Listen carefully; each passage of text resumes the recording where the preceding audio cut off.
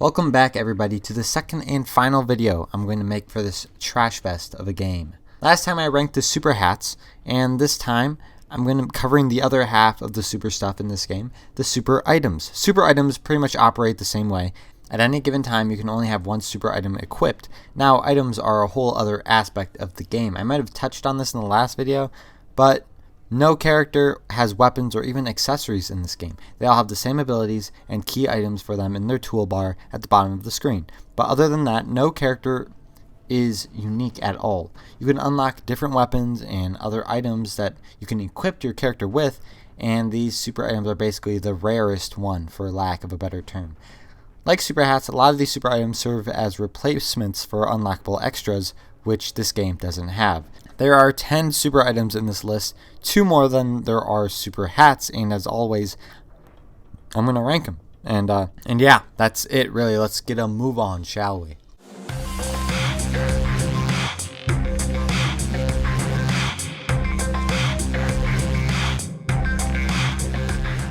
So I've spoken a little about the items that every character has, and one of them is a paint wand.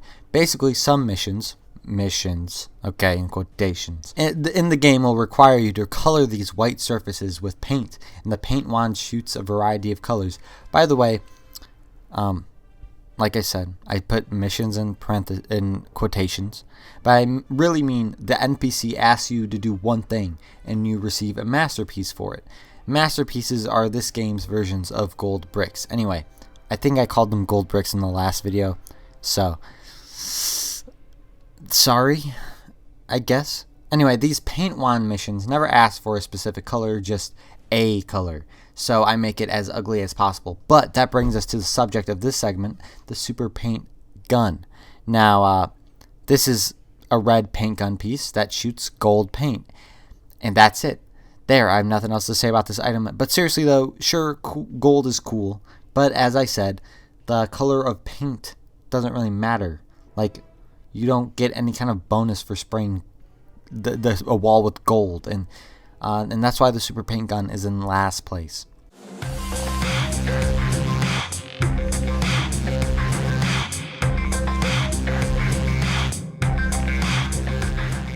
Moving on, we have something that's pretty similar to something we saw in the every super hat ranked video. I present to you a red boombox. What do you normally do with boomboxes? Yes, you hold them outside your significant other's window to get their attention after you guys have been going through it, a rough patch, if you will, but also to make enemies dance so they won't attack you. Remind you of anything?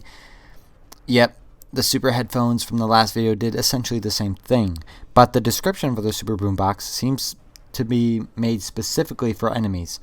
The super headphones seem to be for NPCs and maybe enemies. Like I said last time, I wasn't quite sure, but I didn't want to take the time to figure it out. They might work for enemies, for the super headphones, I mean, but I didn't care enough to, whatever. But again, it would make sense if the super headphones were for NPCs and the super boombox were for enemies. There would be some difference, I would hope. That would automatically make the super boombox better between the two, because, I mean, NPCs wouldn't attack you anyway. But, enough of my rambling. Let's just move on.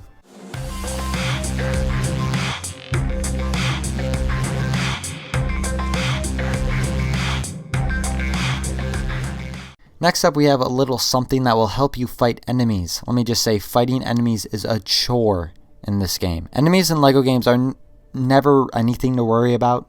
The combat system is always the absolute bare minimum. In LEGO games, it's just punch and, yep, no dying, no risk of having to reload the last save, nothing.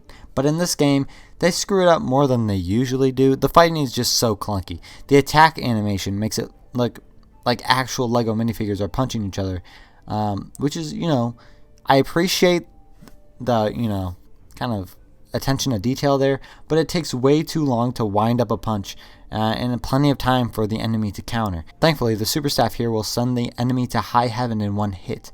Yes, that's what the super staff does. It turns the 3-hour scrimmage that is battling the enemies in this game down to 1 second, maybe 2.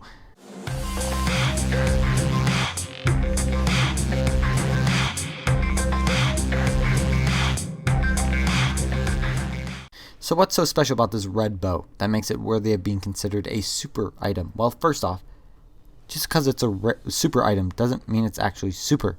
We learned that in the every super hat ranked, where literally half the hats don't do anything important. This super item, though, does do something, but it's not what I'd call super. Now, take a bow, right? Now you make it red. Great, now you've completed the look of the super bow. Finally, replace the regular arrows with explosive ones. Bada bing, bada boom, the super bow is presented, everyone. Clap. I said clap. Explosives is an ability not unknown to the LEGO Games franchise. However, for this game, as we all know, unique abilities were thrown out the window for no good reason at all, aside from cutting corners. Also, there aren't any silver LEGO objects in this game in lieu of no abilities, so the super bow would just be used for domestic terrorism.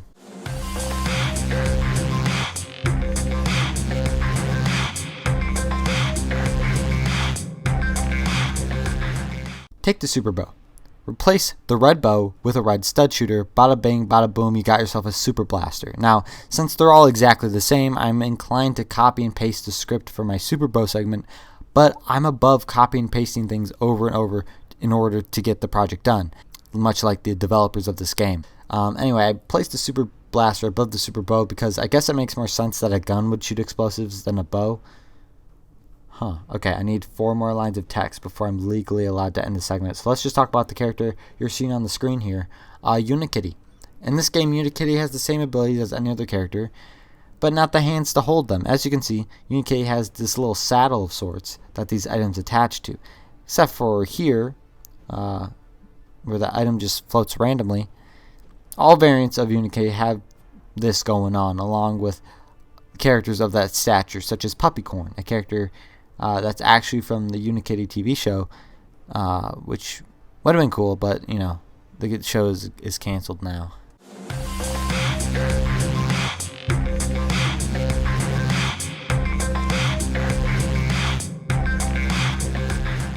Now, this is an advanced version of a special tool in the game. I wouldn't be surprised if you haven't seen the LEGO Movie 2, but in case you actually care, I'm about to spoil the movie big time. Now, in this movie, there's a character called Rex Dangervest. His whole shtick is that he's better than Emmett in every possible way. Chris Pratt even played him too, but it's revealed that Rex is actually Emmett from the future, in which he was neglected for years and forced himself to become epic or something.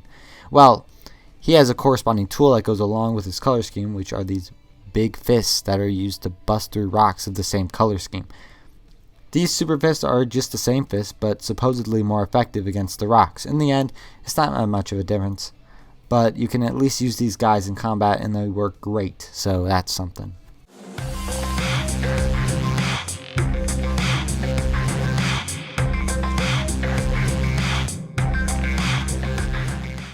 Okay, now this is where the interesting stuff starts showing its ugly half-baked face. This actually isn't bad at all, and when writing the script I had to check the super items ahead of this one, just to make sure they were actually better.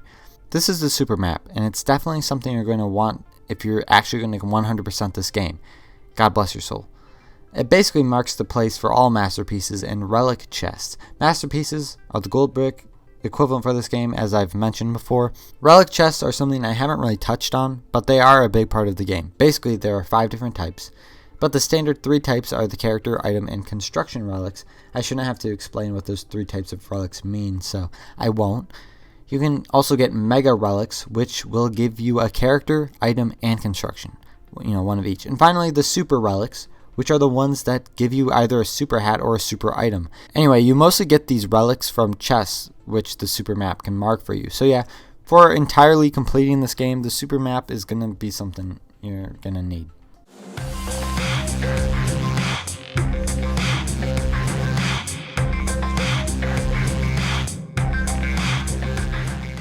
So I've said multiple times about how much I hate combat in this game, and honestly, that cannot be stressed enough. Like, they prioritized the combat animation to look like how it would if actual minifigures fought. Movement restrictions and all. But that clunky animation makes the combat slow and tedious. It sucks. But hey, how would you feel if you found out you could be impervious to that entirely?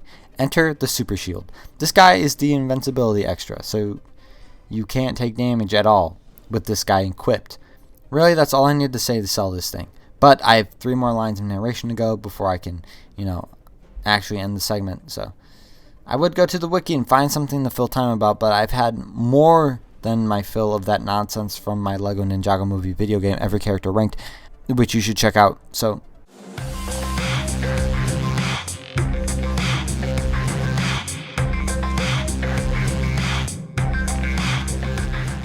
here's the money-related super item. In my Every Super Hat Ranked video, you saw that the Super Top Hat served as the stud multiplier. Well, this is, if you can't tell by the huge magnet, the stud magnet extra seen in several other LEGO games.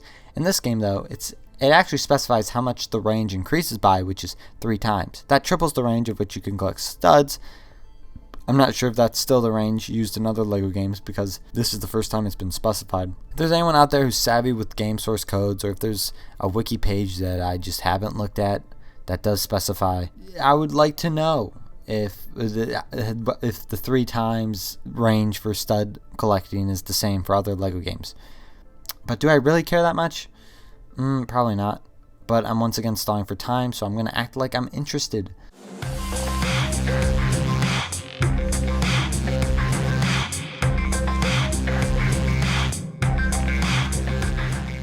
Here it is, the best super item in the game. Now in the story mode for this game, the last tool you get is the jetpack from General Mayhem. To be fair, it is the best tool out of the ones you get in the story, so of course the super version is going to be godly.